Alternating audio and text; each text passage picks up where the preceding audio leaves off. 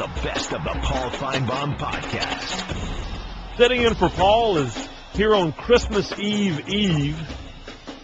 I'm sure he's out shopping, stuffing stockings. Perhaps he's up at the North Pole sneaking a copy of his book. My conference can beat up your conference into everyone's gifts. You can join the show at 855-242-7285. You can listen to us at ESPNradio.com, on the ESPN Radio app. That's how I listen to it usually. And on SiriusXM channel 84. We got a jam-packed show today. Gentry Estes is going to join us from Dogs247.com to talk about Mike Bobo's move to Colorado State, which is done now. John McElwain, the associate commissioner from the Sun Belt, is going to join us. You know, I write the bottom 10 for ESPN.com, rank the 10 worst teams in college football. And I joked all year about how the Sun Belt and the MAC East basically supplied my lineup most of the year. I probably will not bring that up with Mr. McElwain, but we're going to talk about bowl games. We're going to talk about the small bowl games. I talked about this yesterday on the show when I was fortunate enough to be here for Paul, and I talked about how I think that these small bowls have a place. Did you see the Miami Beach Bowl yesterday? Great game. Unfortunately, all we're going to remember is the fight. But it was a great game. There's two games today. Two bowl games. We have the Boca Raton Bowl. That's a 6 Eastern. We're going to talk to Ian Fitzsimmons later in the show. He'll be on the call for ESPN Radio. That's Marshall in Northern Illinois. 12 wins for one team, 11 wins for the other. Speaking of the MAC, they used to be MAC rivals. Now they're conference champions. It's the only matchup of conference champions that we have outside of the biggest games on the schedule. And also at 9:30 tonight, another ESPN game, Navy plays San Diego State in the, take a deep breath, San Diego County Credit Union Poinsettia Bowl. Or is it Poinsettia Bowl? I think it depends on where you're from. It's spelled Poinsettia, but honestly, I don't know. I used to live off Poinsett Highway in Greenville, South Carolina, but we didn't have the Eddie Apart on there. Brock Huard is going to join us from ESPNU. Of course, a great quarterback. If you're my age, you remember that. Russ Mitchell, lead SEC columnist for CFB News, is going to join us. And, of course, I mentioned Ian Fitzsimmons. And we're all still waiting to see what's going to happen in Michigan. That's the big job that's still hanging out there. And from all indications, the folks at Michigan are putting all their eggs in the Jim Harbaugh basket. If you didn't see it today is Jim Harbaugh's birthday. And the biggest, fattest happy birthday wishes that he received was from the official University of Michigan website on their Twitter feed. Angelique Shingalis is going to join us from the Detroit News. Leek's been up there a long time, and she's followed these stories, and I don't believe when she started working the Michigan beat so many years ago that she believes she would spend so much time over the last 7-8 years worrying about coaching hires, worrying about coaching rumors. That's just a portion of the guest lineup for today. Adam Rittenberg will join us. Jeremy Crabtree will join us. My coworkers from ESPN.com. But as I said, we're still waiting to find out what's going to happen with the Michigan job. But here are the jobs that we do know are filled. Filled. Sometimes that southern accent slips in there. That's good. You guys know that I'm legit then. Pitt has made their hire. It isn't official yet. It will be official at the end of the week. Pat Narduzzi is going to take that job. Pat Narduzzi has been the defensive coordinator at Michigan State for 8 years. It seems like he's one of these guys that his name comes up every time there's a job, particularly in the Midwest or even out west.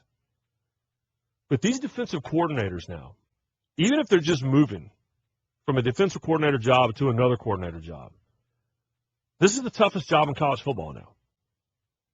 You're considered a success as a defensive coordinator if you're holding teams to 28 points a game. But no one can argue with the success that Narduzzi's had. Pitt is an interesting program to me. This is a program with a lot of history. It's one of these places that you go to a game and you look around, and even someone that's educated in college football, you forget You forget about the big names. You forget about the national championships. You forget about the Hall of Fame coaches that have been there. Their old stadium, which is gone now, the old Pitt Stadium that was right there on campus, it had fallen apart. But it's a place that you walked around and it's, Dan Marino and it's guys that you forgot played there in the 40s, 50s, 60s, and 70s. Of course, Johnny Majors won a national championship there. The coaches that went through there and the players that went through there, and it's a program that, quite frankly, has been irrelevant for a long time. Now they get a guy in the last 3 years that led Michigan State's defense, ranked top 10 in the nation in rush yards and yards allowed. A year ago, he won the Frank Broyles Award, top assistant coach in the country. And now, by week's end, he's going to have a very large contract to be at Pittsburgh. In just a few minutes, we're going to talk to Gentry Estes. Lives down in Athens, covers Georgia for a living. And we're going to talk about another coordinator, an offensive coordinator, moving west to Colorado State. The question with these guys is that when you're a coordinator at a top-tier program, a Michigan State, a Georgia, a Florida, even a Mississippi State now, when you leave to be a coordinator at a bigger school or you leave to be a head coach at a bigger school, can that school keep you? Because you're already thinking about the next step. It's the McElwain. It's the Jim McElwain route. Go west to Colorado State, turn them around in a hurry, and then you take the Florida job. And if you're on that next tier, how do you take that? Your fan base certainly can't take it very well. And again, we're going to talk to Gentry Estes about that. We'll be taking calls in between all these guests at 855-242-7285, or you can tweet me directly at ESPN McGee. I'm assuming that Jim from Tuscaloosa is going to tweet me today. I'm not assuming that he's going to call because this kind of seems to be his thing. Called me out a couple weeks ago when I was on the show. Questioned my credentials. That's fine. I get that all the time. But apparently called in yesterday. Didn't want to be on the show. Just wanted to say, hey, I don't like this guy that's hosting the show. We did communicate a little bit on Twitter. Asked him to call in. Hadn't done it. So I'll ask you to call in. And maybe Jim will check in. Maybe we'll get an early Christmas present here on Christmas Eve. My favorite Twitter trend today. Hashtag fake college bowl names. And this fits in nicely with what I've been talking about, all these lower tier bowl games that I enjoy, games that I grew up going to. Wrote a column about it last week. I'm going to talk to Ian Fitzsimmons about this later in the show. I believe that the smaller bowl games still play a role. And as the Power 5 conferences in this age of autonomy, as the big schools widen the gap between themselves and the smaller schools, and the big conferences kind of take up the headlines, and the college football playoff kind of nails down the top tier and puts itself in a position to keep the group of 5 teams, that next 5 conferences down, really to keep them on the curb. To me, the smaller bowl games actually are more important now than they used to be. But that doesn't mean that the names aren't ridiculous. That's what's been on Twitter today. Hashtag fake college bowl names. I'm just looking at the top. Of course, you got the toilet bowl, you got all that stuff, but then you've got the Insight Bowl presented by Chrysler, held at Kraft Field at Twitter Stadium in the city of Firestone, Arizona. That's funny. This is the best of the Paul Finebaum podcast. We're going to be joined in a few minutes by Gentry Estes from Dogs247.com to talk about Mike Bobo's move. But first, I have the I-Man. I-Man, what's up? Hey, Ryan, how's it going? Merry Christmas to you, bud. Merry Christmas. You know, I like the way you come on. You don't pretend to be anybody but yourself. And the way you say Ryan McGee, senior writer, I like that. I mean, that's all I got. That's all I don't have much. That's better than just writer. But, hey, man, that's impressive. And you know what? You didn't come on trying to be Paul and do the show, and it's driving the Bammer Nation crazy because, you know, I don't think I've heard you ask any of your guests, well, what do you think about Nick Saban? You think he's going to win? You think he's going to win? What do you think about Nick Saban? Isn't he great? Isn't he great? Look at that hair. I mean, the Bama Nation has fallen apart because you're not going, script, because it's all about Bama. It's all about Bama. You know what's going to happen to the Bama Nation when Ohio State beats them and Oregon beats Florida State, and the new name is the O-Bowl when Ohio State and Oregon play for the national championship. It's going to drive the Bama Nation crazy because Ryan McGee, senior writer, is going to come in and write about it. And this Jim from Tuscaloosa thing, listen, at the sanatorium over there where he's at, they're short-staffed. They can only walk them down the hall so often. So don't expect a call from that idiot, because there's not enough people to care for him in the hallways and dial the numbers. And Jim's just a frustrated old man. He still probably looks up underneath the bed for them Donnie Osmond teeth he got from Sears. I mean, he's so proud of him. He smiles, look like a jackass. Ryan, you have done one heck of a job sitting in for Paul. And just kudos to you and all the people in the Finebaum control room for carrying on without the man. And here this program is. It was on 4 hours yesterday. And you know what? It will be on 4 hours today, where the Jim from Tuscaloosa's got the nerves to call and let's get something for Christmas. His mama quit taking him out in public because he was still breastfeeding at 21 years old. Can you imagine? 21 years old. Ryan, have a great day. Ladies and gentlemen, I feel like maybe I've arrived. The I-Man endorsement. We are still waiting on Jim from Tuscaloosa. He's got 3 hours and 41 minutes to check in. That's enough time to... if that's the scenario, if that's accurate, that's enough time to get down the hallway to the phone, I would hope. All right, joining us now to not talk about Alabama, Gentry Estes from Dogs, and that's DAWGS, 247.com.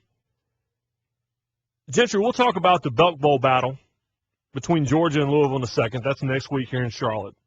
But let's talk about the big news from yesterday. Mike Bobo, now the head coach at Colorado State. What has been the reaction there where you live in Athens over losing the offensive coordinator? Yeah, this has been out there for, I guess, about a week, is when word first broke that Colorado State was interested in Mike Bobo, and I think that at first he really wasn't atop the list. If you were following a lot of what was being said and written from out there in Colorado, his name really wasn't being mentioned that much until pretty late in the process. But, we got the sense here, he had a first interview in Texas, then there was kind of a cut to the finalist, so to speak, and then a second interview in Las Vegas about the time of Colorado State's bowl game. And you started hearing at that point that it's getting pretty serious, and Colorado State really liked what they heard. I think Bobo knocked his home run out of the park, or knocked his interview out of the park. In speaking with these guys, and I think that Colorado State, I think this is an instance where Colorado State maybe went into this looking at maybe some other people, and they wound up being impressed by Mike Bobo, and he got the job. I'm basically the same age as Mike Bobo, so it's hard for me to believe that he'd been on that staff as long as he'd been on the staff and calling the offense as long as he had. And it's been a little bit of a love-hate relationship, I think, with the fan base. Is that fair to say? Yeah, it has, and it's amazing. I think since Bobo was 18 years old, he's spent all but 1 year as a part of Georgia's football program, either as a player or coach. He was at Jacksonville State in Alabama for 1 year. Other than that, from the mid-'90s on, he has been a part of Georgia football. It's pretty amazing. I mean, he joined Mark Richt's first staff in 2001, and he's been a part of things at Georgia ever since. I mean, really, he's kind of an institution around that program, and when you see what all he's done, and he's had a hand in pretty much everything. And I think that that's fair with the fan base. He became the offensive coordinator full-time in 2007. It's been kind of a growing process since that point. Things weren't always perfect. And as you know, Ryan, the offensive coordinator is usually going to get the brunt of criticism. The guy calling the plays. And, I think he's kind of built to what he's been able to do the last few years, which has been very impressive. Georgia set new school records for yards per game in 2012 and 2013. And this year they're probably going to set a record for scoring offense and points per game. Now, we've seen what Colorado State did with Jim McElwain. It's not a bad business model if you're Colorado State, and that's kind of the tier that you're on in college football, which is go get a high-profile coordinator from the SEC.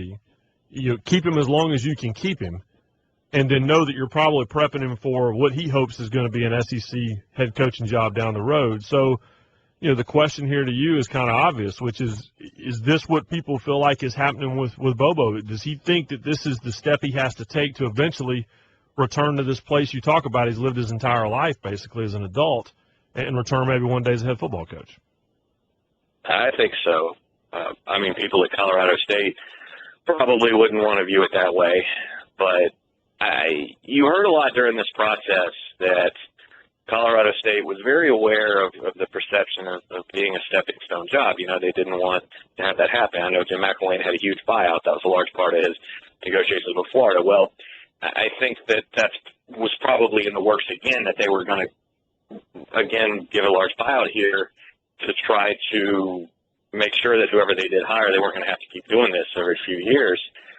But I think that's just part of it. I think they hired a guy who, if you look at Mike's track record, I just don't think anyone could realistically believe that he would see Fort Collins, Colorado as the end game to his career. Obviously, I think if there was ever a situation where the head coaching job was open at Georgia, he would certainly be interested in it. And I think now he gets to take over a program. He gets to show what he can do, and he's got a chip in the big game, so to speak. He's got his own program, and if he has the kind of success that Jim McElwain had, I don't think there's any question that the teams back in the SEC in this part of the country will take notice of it. There is a game to play for Georgia. As we said, next week here in Charlotte where I am, I'll see you in the press box. It's a pretty good matchup. And this is Georgia versus Louisville in the Belk Bowl here in Charlotte. Now Georgia goes into the game without its offensive coordinator. And as you know, and you can break this down for everybody, is going to be a little chippy anyway because of the defensive coordinator is going to be across the field. Is that fair for me to say? Yeah, and who would have ever thought with what had happened in Georgia in the last year that Todd Grantham would be at Georgia's bowl game and not Mike Bobo.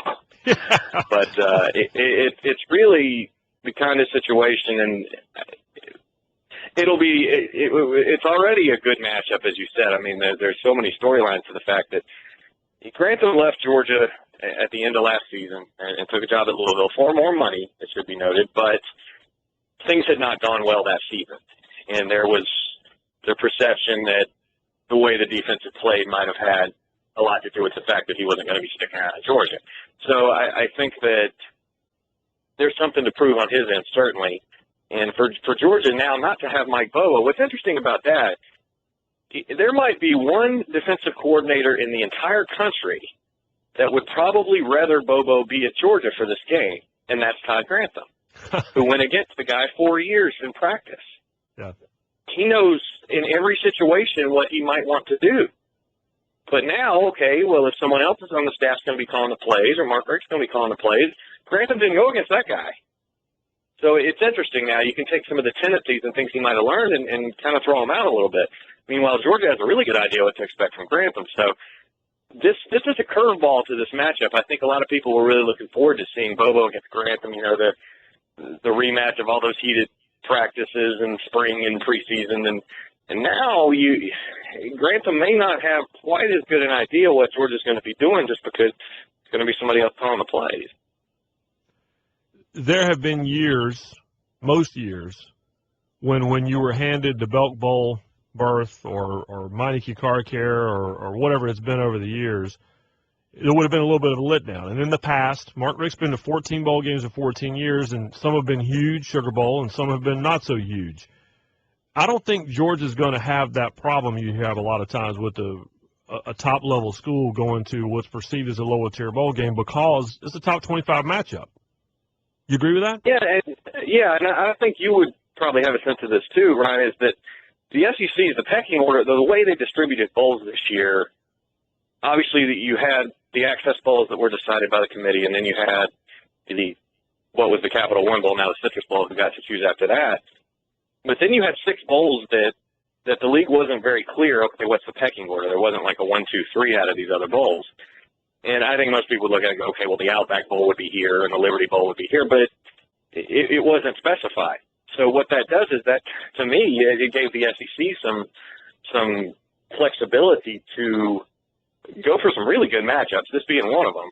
And I think also it seems to me that the Belk Bowl is one of those that could become a higher profile bowl game with a tie with the SEC. It almost seems like, okay, well, the SEC, the ACC both threw this game a bone this year to try to build its profile. And they had 2 ranked teams, great matchup with the coaching angle. I don't think there's any doubt that you'll probably see the Belk Bowl get more and more of this. It's in a good city, a good venue, and it makes sense that the SEC might want to prop it up a little bit. You get the sense that the Georgia fans are going to come up 85 for the game? I think so. I mean, I don't know what the weather's supposed to be like. It's probably supposed to be pretty cold, I would think. So that might hurt it a little bit. But this was a nice match. You heard maybe from the fan base some grumbles that it was just the name recognition. You know, you hear Belk Bowl and people don't respond to that because they haven't had the SEC tie. The bowl hadn't been around a long time. But when you say, okay, playing Louisville and playing Todd Grantham, I think people got behind that a little bit. Georgia has, the last 3 years at least, they had gone to Florida, Outback Citrus, Gator Bowl, similar bowls, similar places, all against Big Ten opponents. And, going back into the last decade, there was some of that too. So I think really there was some response, but the fans didn't really want to see Georgia go back to the same kind of bowl it had been to a couple of times and play a Big Ten team that they'd already seen, like Wisconsin or Nebraska, who played the last couple of years, somebody like that. So the fact that it was Louisville, that raised some eyebrows, and I think there will be some more fan interest, more fans in the seats, and just the proximity of it. It's very close to Atlanta, and that's a big boost, too. This is the best of the Paul Finebaum podcast. Burton from Birmingham. Burton, what you got? Oh, man, I tell you what. We got a laundry list here. Where do you want to start? Okay. Number one thing is, I've been off the show for a very long time because number one thing, everybody knows that I've gotten sick with lung disease and a weak side heart. But the problem is that I cannot believe we're sitting here putting Charles, Jim, Iman, and all these people to start them. What are you guys thinking up there? Y'all are crazy. Number one thing, you got people on here don't got a clue, know what they're talking about. The only thing that comes out of their mouth is the same thing, over and over and over. We all got to pat Jim on the back, so he thinks he's. I don't know what he thinks. He thinks he runs the show or some sort. But anyway, I am their worst nightmare. Okay, because this is Burton, and they know who Burton is.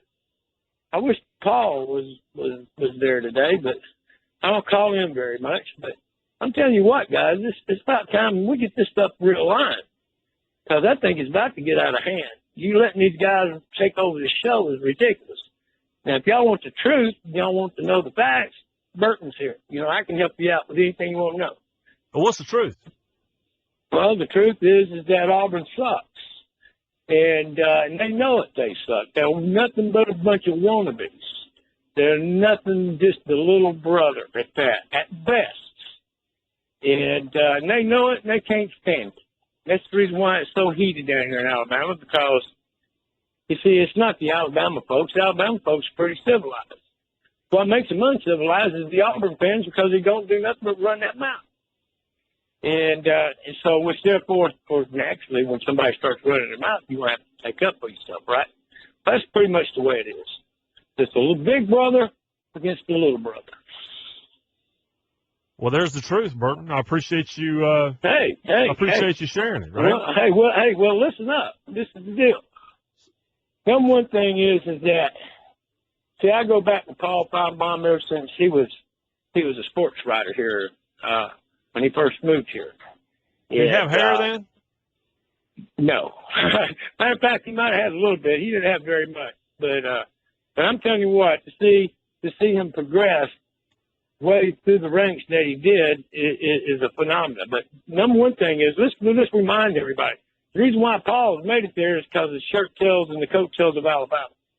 Without them, we wouldn't even be here talking, as you well know. But the thing about it is, the most storied program in all of college football, we're sitting right up the top, we're sitting on top of the kingdom right now. And everybody's looking up at us. And I know we got a big fat target on our back, and people can't stand that, especially Auburn. Auburn is the luckiest team on the planet. For 2 years in a row, I've never seen a team be so lucky. But their luck ran out this year. And it finally caught up with them. Now we see Auburn's been exposed, and they think they got to go get old Muschamp, going to come in there and save their ass. Well, I got news for you. Saban wrote the book that Muschamp read. You understand? So that means another big fat can of whoop ass is coming their way. It's going to make their day suck all over again. So for 362 days, we have to take their crime. And it gets old. They need to man up and just shut up. That's where I All right. Burton from Birmingham, y'all. 'Tis the season, and he just delivered what he believes is the gospel. This is the best of the Paul Finebaum podcast. Brock Huard joins us now, and I love to ask this question of all my ESPN colleagues at this time of year. What bowls do you have? I got the Peach Bowl and I got the Alamo Bowl, and I'm going to clarify. I don't think Finebaum leaves the house. I'm going to guess he's an Amazon. He is a by the computer. I just can't see old Finebaum kicking it in the mall, walking with the masses. That's just me. I think he's a little more tech savvy. I may be dead wrong, but that's just my hunch. No, I think you're right, and I think that now that he lives in Charlotte, North Carolina, maybe he could get away with it. But if he still lived in Alabama, I certainly don't think that going over to Hot Topic to pick up some T-shirts is probably advised. I don't think so. So you say Peach and Alamo Bowl. Let's talk about those first. Listen, that Peach Bowl matchup, I spent a lot of time in Texas working on Big 12 stories this year. I spent a lot of time in Fort Worth. I love that game. On paper, it should be something else. It really is, I think, going to be a fantastic game. I have a hard time seeing either team completely running away from the other. I think this will be highly, highly competitive. And it's kind of cool for me. I've not done a Gary Patterson game in my 8 years now at ESPN, so I'm kind of knocking a bunch of those firsts off. I went to Tuscaloosa, believe it or not, for the very first time this season, and have just kind of been knocking through them. And watching Gary Patterson's defense on tape, one thing jumps out to you very, very quickly, and where he is, I think, ahead of the rest amongst many of his peers, is playing the quarterback position. You never know what you're getting. They do a fantastic job mixing and matching and disguising, and Bo Wallace has a hard enough time as it is, I think, against coverages that are fairly known to him. Gary Patterson is going to mix, and he's going to match, and he's going to blow his gasket, I think, from beginning to end. So that's one compelling piece. And then on the flip side, I've not seen a game this year where Trevon Boykin's going to feel the kind of pain and speed and rush and energy that every single snap Ole Miss brings at him with their front seven. So I think it's going to be like some of these bowl games we've seen, some challenges for these offenses to get in rhythm and some defenses in different ways that are going to confound their opponent a bit. Well, and if there are two teams that outside of Baylor who maybe have their feelings hurt the worst and feel like there's something they have to prove to the world, to me, Ole Miss and TCU, if they aren't the list, they're in the top three. Yeah, they're a little different with Ole Miss just because they're a little bit beat up. That Laquan Treadwell play, I think, hurt and hurt in many, many ways, not just with the loss of such a pivotal piece of their offense, still their leading receiver, even as long as he's been out here at the end of the season. But for TCU, there's no debate. They're at the top of that list. They and Baylor, obviously. So for the Big 12, this is pretty big. And then, I think moving forward, people will always ask, and the cynics will say, what does this bowl season really mean? And what can you really take from these games? Well, I'll tell you this. If Gary Patterson and Boykin and as many people as they have returning get after this Ole Miss crew and do something that I don't expect them to do. And I don't think many people expect them to run away from the best scoring defense in college football. But if they do, and as many pieces as they return, you don't think that has an impact in next year's early season ranking? You don't think that Oklahoma beating Alabama had an impact in their preseason rankings and where they sat at the beginning of the year and where their perception was? So, yeah, I think this is a really significant one in that way for the conference, the Big 12, for this matchup against one of the elite defenses in all of college football, and spinning that story ahead to next season and what the perception will be before kickoff of game number 1. You mentioned Trevone Boykin. I did a story about him for ESPN.com just last week, and I think he's a fascinating study and someone who had to learn an entirely different offense, didn't miss a beat, struggled in the spring, but by the time he got back to fall ball, everyone thought he might not even have the job. And now, to your point, spinning it forward to 2015, this is really the night that I think Boykin's Heisman candidacy, his campaign starts for 2015. Is that fair? Yeah, I think it's huge, and I will tell you, if just going in this game and looking purely kind of at the tape right now, I have some concerns of how he's going to handle this crew. I really do. I don't know if their O-line is really ready in that dome on that surface with the kind of speed they're going to feel. I referenced that earlier, and it's going to be a pretty rabid crowd, and I think both fan bases are going to travel very, very well in that way. Fundamentally, he can get a little bit sloppy at times, and he can get away with it against some of the competition.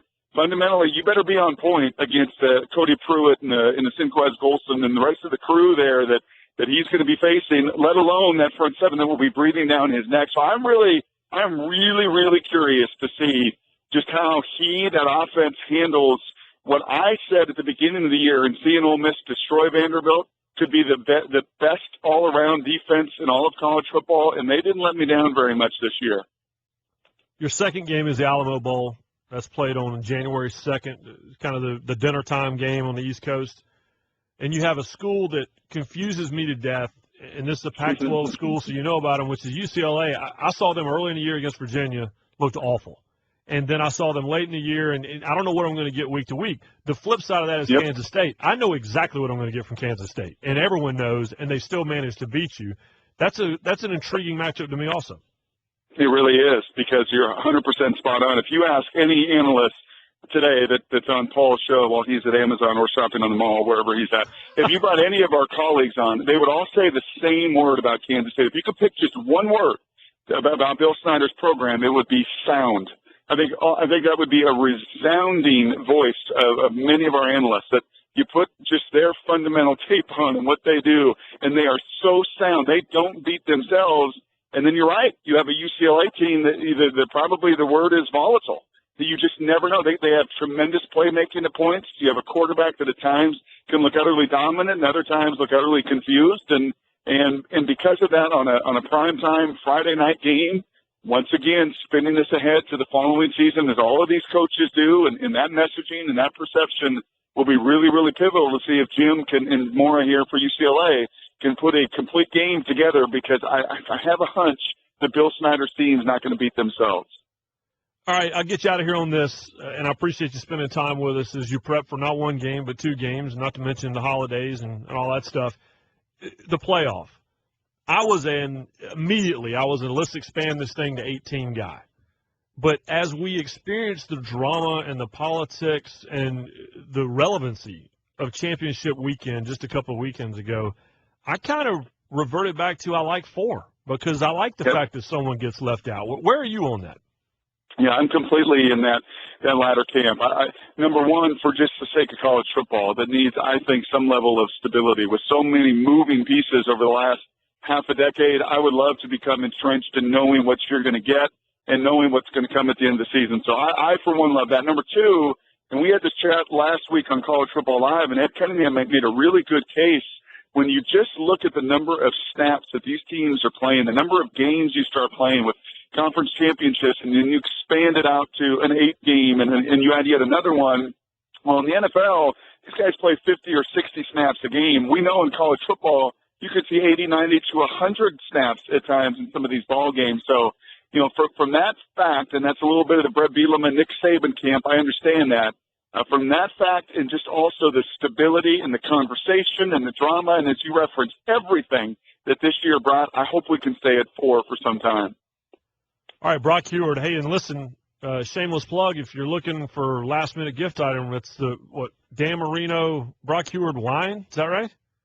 That's older brother. That's close. Don't you group me in with my older brother Wino Damon. Don't do that. I've got enough problems of my own. But no, yeah, that's Damon and Drew Damon and Dan and Passing Time is their wine. He would be I'll tell him, in fact, that I referenced his wine on Finebaum's show, and he's going to buy me a glass of wine next time. Yeah, you take credit for that, and I'm trying to get you a finder's fee. That's all I'm doing, trying to get you a kickback.